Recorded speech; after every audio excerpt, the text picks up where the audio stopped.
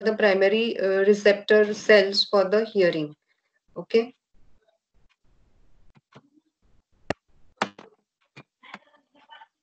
So this is an internal ear, the structure which is there in the after the external ear, middle ear, there is an internal ear. We call it as an auditory apparatus. So internal ear or a labyrinth, it is also known as labyrinth, is situated in the petrous part of the temporal bone. It consists of bony labyrinth. So this is a bony labyrinth and a membranous labyrinth. Bony labyrinth consists of three parts: the vestibule, this is a vestibule, the semicircular canal, and the cochlea. So these are the terms of the cochlea.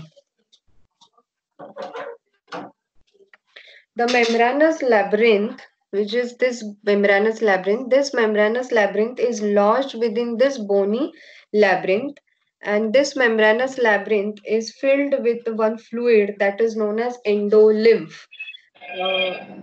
Endolymph exactly resembles that of the intracellular fluid. Student, please mute your mic. So the endolymph resembles that of the intracellular fluid. So membranous labyrinth consists of the fluid which is known as endolymph, which resembles the intracellular fluid, and it is surrounded by the perilymph, which resembles the extracellular fluid in its composition. So this is a bony labyrinth, this is a membranous labyrinth. You can see here in this bony labyrinth, which is green in color, consists of the membranous labyrinth internally pink in color, and this membranous labyrinth consists of the endolymph, which exactly resembles that of the intracellular fluid in composition, and surrounding it is the perilymph, which exactly resembles like a extracellular fluid in its composition. So for understanding, the inner ear can be divided into two main parts. Okay, so internal ear can be divided into two main parts, that is vestibular apparatus, which consists of utricle and saccule. So here you can see this is a utricle and this is the saccule. So this together constitutes the vestibular receptor apparatus.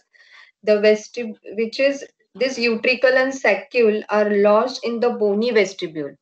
So they are lodged in this bony vestibule and are collectively called as otolith organ. So this utricle and saccule together are called as otolith organ. Then there are semicircular canals. You can see here, these are semicircular canals, or here we can call it as a semicircular ducts, which lie within the body of the semicircular canal. So the bony labyrinth portion is known as semicircular canal, and within this canal there are the semicircular ducts. Okay, and this utricle and saccule together consist of otolith organ. So all this together constitutes vestibular receptor apparatus. So again I'll tell you, the vestibular apparatus consists of the semicircular canal and the otolith organ, that is utricle and saccule. And this vestibular apparatus is mainly concerned with equilibrium, that is coordination or maintaining the balance of the body. Okay, and the other part, as for understanding, we have divided this inner ear into two parts. One part we have just seen, that is the vestibular apparatus, this part, and which consists of utricle saccule, that is otolith organ, and the semicircular canal, whereas the other part is known as auditory receptor apparatus. Okay, so this cochlear ducts, which are enclosed in this bony cochlea, they form the auditory receptor apparatus.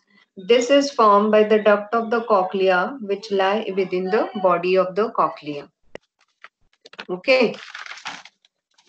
So the auditory apparatus. Let's see about the auditory apparatus. Here you can see this auditory apparatus. The bony cochlea contains the membranous cochlear duct. So this is a bony cochlea, green color, which contains this membranous cochlear duct, which houses the organ of Corti. So this cochlear duct consists of the organ of Corti, which is actually the main apparatus for hearing, and thus this forms a so-called auditory apparatus. Okay, so let's see about the bony cochlea. This bony cochlea. The bony cochlea is you can see here, this bony cochlea is a spiral tube which in humans has 2 and 3/4 of the turns around the central bone called modiolus. Okay. So here the central portion is known as modiolus, around which there is a spiral tube of 2 and 3/4 turns. Okay, and the base of the modiolus is directed towards the internal acoustic meatus, and it transmits the vessels and the nerves to the cochlea. So modiolus is directed towards the internal acoustic meatus. Meatus is nothing but the opening, internal acoustic opening, and it transmits the vessels and the nerves to the cochlea. Okay. Uh, Around the modiolus and winding spirally, like a thread of a screw, is a thin plate of bone called osseous spiral lamina. See here, you can see this osseous spiral lamina. So around the modiolus, this is the central modiolus. So here in around the modiolus, there are winding spirally like a thread of a screw, a thin plate of a bone called osseous spiral lamina. It divides the bony cochlea incompletely and gives attachment to the basilar membrane. See, you can see here, this osseous spiral lamina is dividing the cochlea incompletely, and this osseous spiral lamina, which is a thin bony plate, it divides the cochlea incompletely, and it gives attachment to the basilar membrane. Actually, there are two membranes inside this structure. One is known as basilar membrane and other is known as Reissner's membrane. Okay. So these basilar membrane and Reissner's membrane divide the bony cochlea into 3 compartments.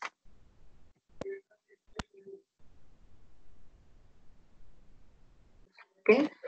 So this basilar membrane and Reissner's membrane divide the bony cochlea into 3 compartments. Which are these 3 compartments? Scala vestibuli, scala media, and scala tympani. So here you can see, if we'll take the cut section, this is a diagrammatic representation of the internal ear, that is auditory apparatus specifically. This is a middle ear. You can see the malleus, incus and stapes. The footplate of the stapes around the oval window, and from there the scala vestibuli is starting. And below is the round window. So this is a portion of the cochlea where, because of this thin plate, that is spiral lamina, okay, osseous spiral lamina, which divides this cochlea incompletely. So it incompletely divides into 3 compartments, and where there is attachment, it gives an attachment to the 2 membranes specifically, that is basilar membrane and the Reissner's membrane.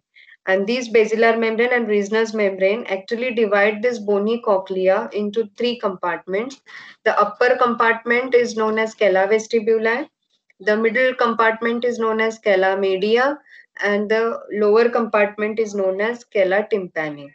The middle compartment, that is scala media, also known as membranous cochlear duct, on which the actually organ of Corti is placed. Okay.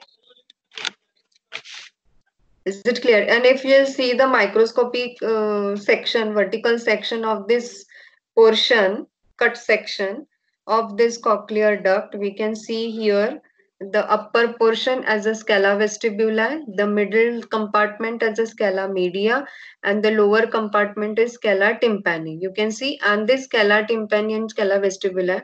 So this cochlear duct, because of this osseous spiral lamina, which gives an attachment to the basilar membrane on the lower portion. See here, there is a basilar membrane attachment, and on the upper compartment, it gives an attachment to the Reissner's membrane. And on this basilar membrane, in this scala media, on this basilar membrane, there is a placement of this hearing apparatus, that is organ of Corti. Okay. Now we'll see the scala tympani. Now this scala vestibuli, the upper part, and the scala tympani, if you'll observe, the color is same. Color given to these structures is same. So these scala vestibuli and scala tympani here also, they are filled with a perilymph, which exactly resembles like an extracellular fluid, and they communicate with each other at the apex of the cochlea. See here. They communicate with each other at the apex of the cochlea through an opening called helicotrema. So here there is an opening called helicotrema. The scala vestibuli is separated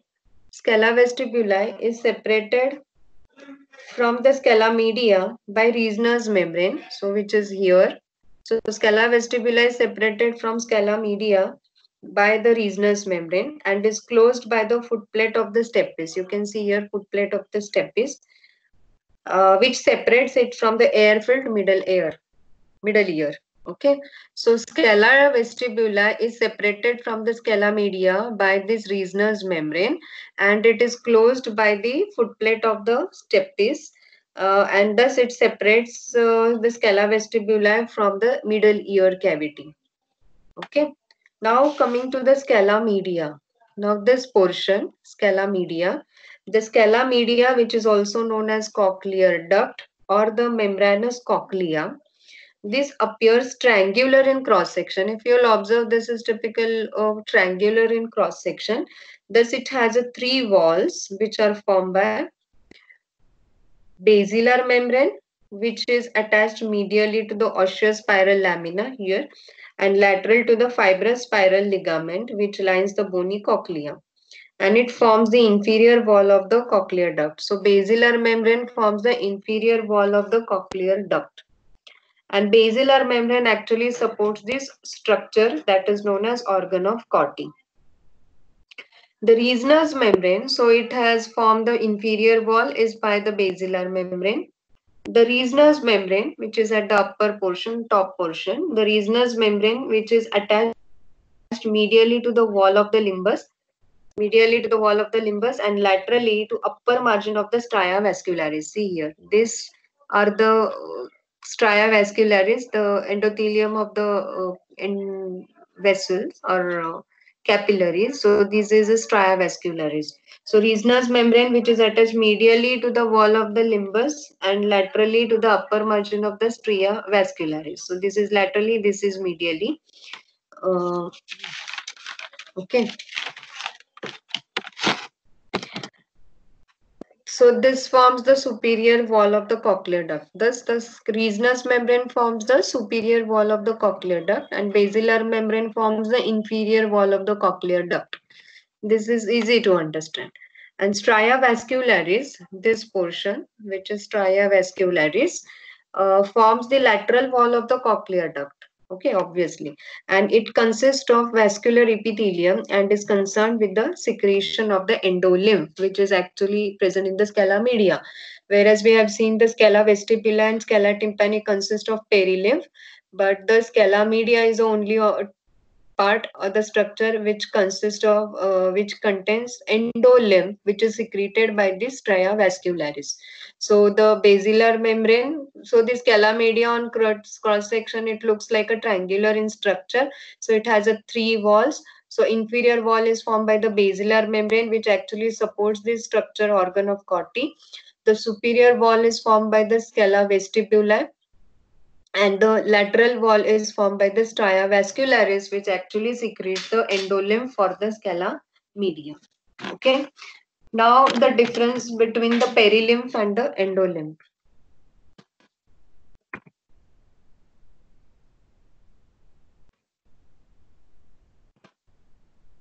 Okay, perilymph and the endolymph. The perilymph is a fluid which is present in the scala tympani and scala vestibuli, as I already mentioned you. Its composition is similar to that of the extracellular fluid. That means what? It is high in sodium and it is low in potassium. Whereas endolymph, which is a fluid present in the scala media, its composition is similar to that of the intracellular fluid, which is high in potassium and low in sodium. And these endolymph is actually secreted by the stria vascularis, which forms the lateral wall of the scala media. Just now we have seen that. Okay, so this is the lateral wall of the scala media, which is formed by the stria vascularis, which secretes the endolymph, which composition is same like that of the intracellular fluid, that is high in potassium and low in sodium. I think this up till this there is clear. There is no doubt in this. Now coming to the important structure, that is sense organ for hearing, that is known as organ of Corti. So here I can show you in this diagram. Yes, in this diagram you can see this is known as organ of Corti. So what is this organ of Corti? This organ of Corti is the sense organ of hearing. It is situated on the top of the basilar membrane. So this is a basilar membrane. So it is situated on the top of the basilar membrane in the scala media. Okay, it contains auditory receptors or the peripheral receptors of the sense of hearing. These receptors are the hair cells. You can see these pink cells. These pink cells are the hair cells, which are the receptor cells for hearing. Now, the important components of the organ of Corti are the rods of Corti, this blue color too. These are the rods of Corti. Then the hair cells consist of rods of Corti. The rods of Corti, you can see these pink color cells. These are the two projections which are inner and outer. This is inner rod of Corti and this is outer rod of Corti. So these are the two projections from the basilar membrane into scala media.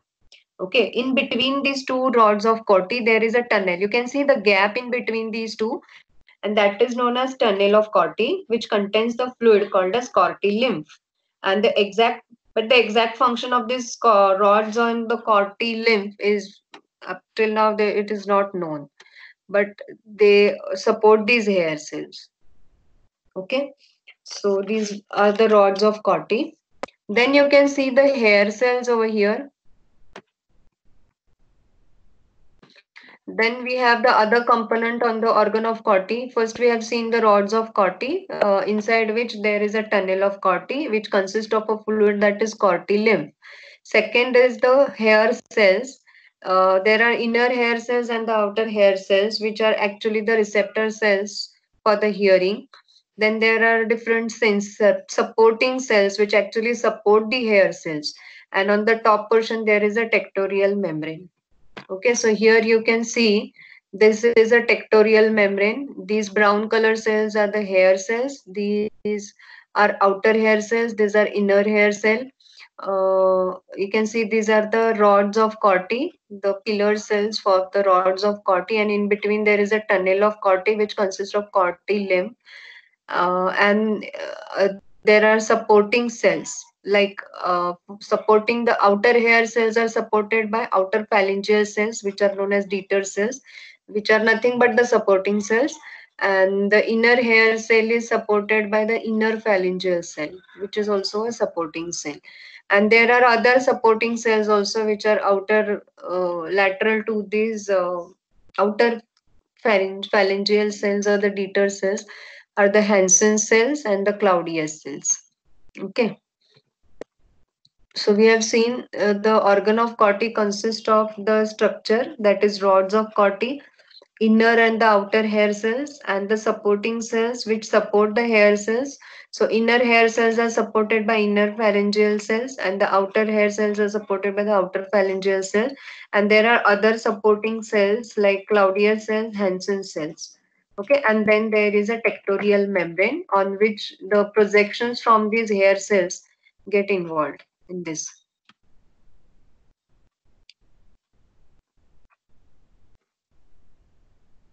Now, rods of Corti we have seen. Now, coming to the hair cells, which are very important cells. The hair cells are basically the receptor cells that transduce the sound energy into electrical energy. That means it converts the sound energy into electrical energy as an action potential, and which is conducted through the auditory pathway till the auditory cortex, and then we sense this as a hearing.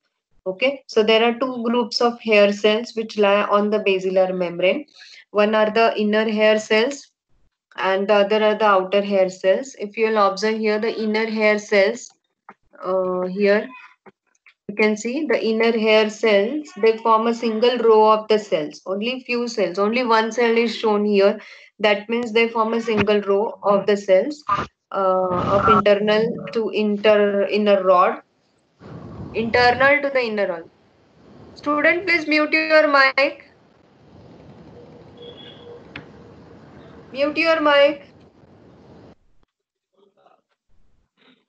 So these form a single row of the cells of the internal to the inner rod. That is, they are medial to the inner rod of Corti. And these are about 3,500 in number. Hair cells are 3,000 to 500 in numbers. It is asked in the MCQs. So inner hair cells are 3,000 to 500 in number. And these cells are probably more important in transmission of the auditory impulses. So they actually do the function of transmission of auditory impulses, and thus these are responsible for fine auditory transmission. So fine hearing of the sound is done by these inner hair cells, which are actually few in number. That is 3,500 in number. Now the next cells are the outer hair cells. You can see they are comparatively more in number as to the inner hair cells. So the outer hair cells, these are about 20,000 in number, and they are arranged in 3 or 4 layers external to the outer rod. Okay, and they are these are responsible for detecting the presence of the sound, that is appearance of the sound. They mainly receive the efferent innervation from the olivary complex, and they are basically concerned with modulating the function of the inner hair cell. So whatever function is done by inner hair cell, it is supervised and modulated by the outer hair cells. So they are large in number, that is 20,000 in number. Whereas inner hair cells are very few compared to outer hair cells. They are only 3,500 and the outer hair cells are 20,000. There's much difference. A basic thing which you need to remember is inner hair cells are responsible for fine auditory transmission, means they are important for transmission of the auditory impulses. And the outer hair cells, they are concerned with modulating the function of inner hair cell. Okay. So the structure of the hair cells, if you'll see,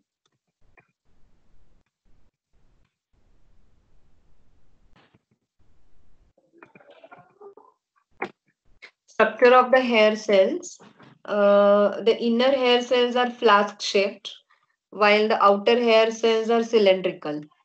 Okay, structure wise. So inner hair cells are flask shaped, outer hair cells are cylindrical. On the upper surface of the hair cells are present tiny cilia. You can see here the tiny cilia which are known as stereocilia, which protrude into the overlying tectorial membrane. So the stereocilia are the tiny stereocilia which come out of these inner and both outer hair cells, and they protrude into this tectorial membrane. Okay. The other are the supporting cells which we have seen. The supporting cells, there are following types of supporting cells. The inner phalangeal cells, which we have seen, they support actually the inner hair cells. The inner phalangeal cells support the inner hair cells. The deter cells, these three green color, the deter cells, which are also known as outer phalangeal cells, they are situated between the outer hair cells and they provide support to the outer hair cells. Okay. Then there are Hensen cells, these two pink colored cells. These Hensen cells lie outside the deter cells, and there are Claudius cells. These Claudius cells lie outside the Hensen cells. So these are all the supporting cells. You can get a short note on this or SAQ on this, drawing the structure of organ of Corti and writing in detail about the each and every part or the component of the organ of Corti. So you should practice drawing this diagram. This is very easy and representable diagram. So practice this diagram. So we have seen about the supporting cells, which actually basically support the hair cells, both inner and the outer cells.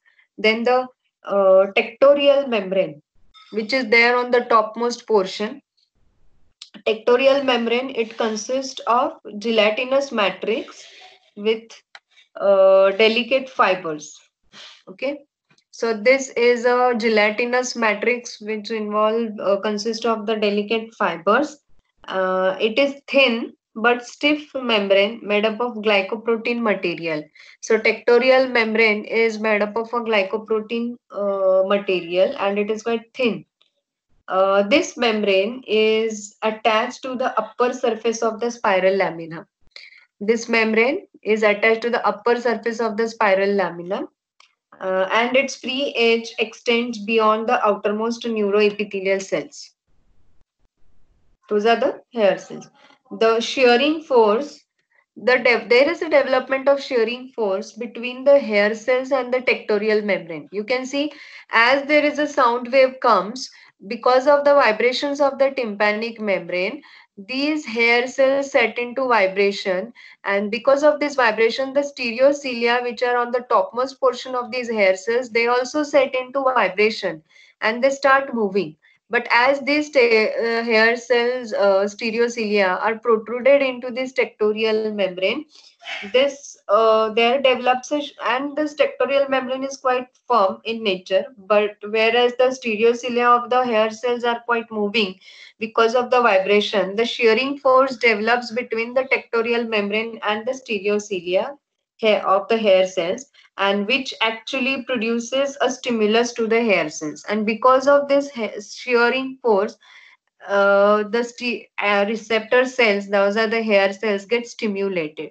And once these cells get stimulated, they fire an action potential. Once they reach the threshold level, they fire an action potential.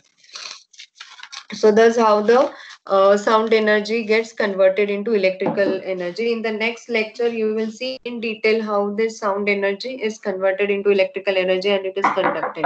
Okay, and during the practical exams, during practical examination of different hair cells, uh, we will see the auditory pathway, how it conducts the sound energy in the action potential form through various first order, second order, third order neurons into the auditory cortex.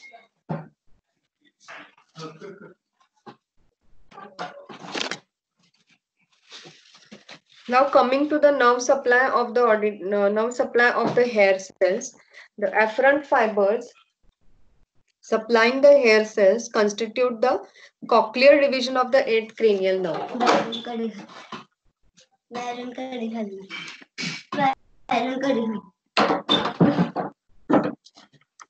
The afferent fibers supplying the hair cells constitute the cochlear division of eighth cranial nerve. The cell bodies of these cochlear division are located in the spiral ganglia. That we will study in detail during the practical classes, the auditory pathway. Okay, so at present what you can remember, the hair cells are innervated, so afferent fibers which supply the hair cells are nothing but the cochlear division of the eighth cranial nerve. What the name of the eighth cranial nerve is vestibulocochlear nerve. So out of that vestibulocochlear component, the cochlear division supplies the hair cells, and these fibers are the cell bodies or the ganglion of these fibers are located in the spiral ganglion. The inner hair cells, now what is an important difference here between the inner and the outer hair cell is that the inner hair cell receives 90 to 95% of the afferent fibers, so they are more important in transmission of the auditory impulses. Okay, so these afferent innervations are maximum contributing to the inner hair cells, that is up to 90 to 95%. And thus these inner hair cells, even though they are less in number, they are more important in transmission of auditory impulses. The outer hair cells receive only 5 to 10% of these afferent fibers. So they are mainly not that much involved in transmission of auditory impulses. As I already mentioned you, the outer hair cells mainly responsible for modulation of the function done by the inner hair cells. So they are large in number. So more important cells for the auditory transmission of the impulses are the inner hair cells. Even though they are less in number, they have a maximum innervation from the afferent fibers, that is almost 90 to 95%. Okay, so since the outer hair cells, they are now these cochlear division of eighth cranial nerve, uh, there are about 30,000 fibers in this one auditory nerve.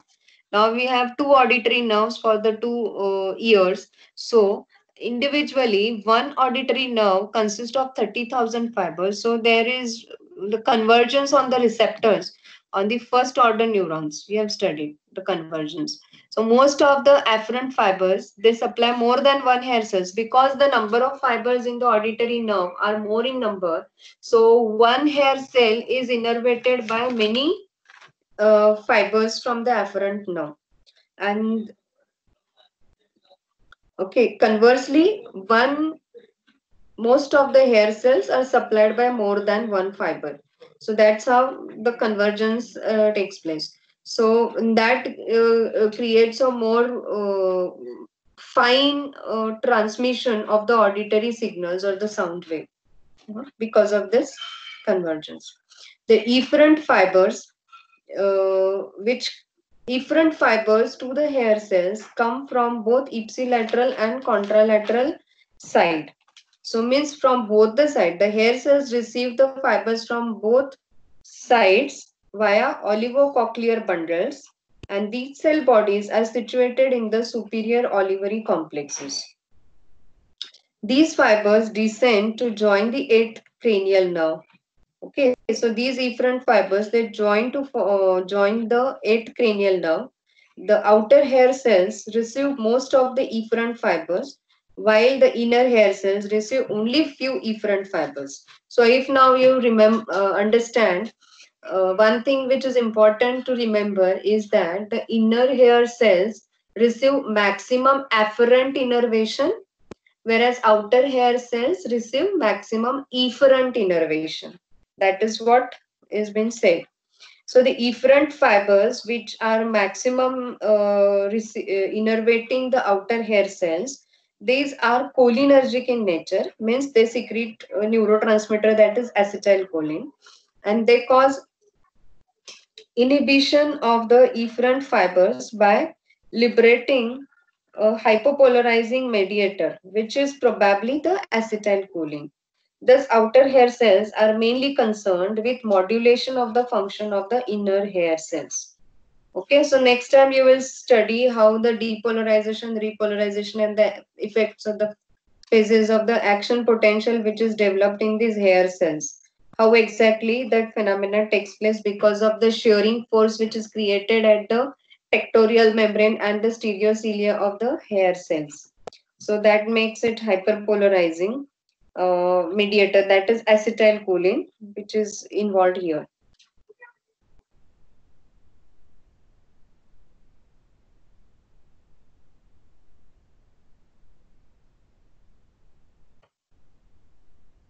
We have studied about the nerve supply, the efferent fibers. Okay, so this is about the organ of Corti.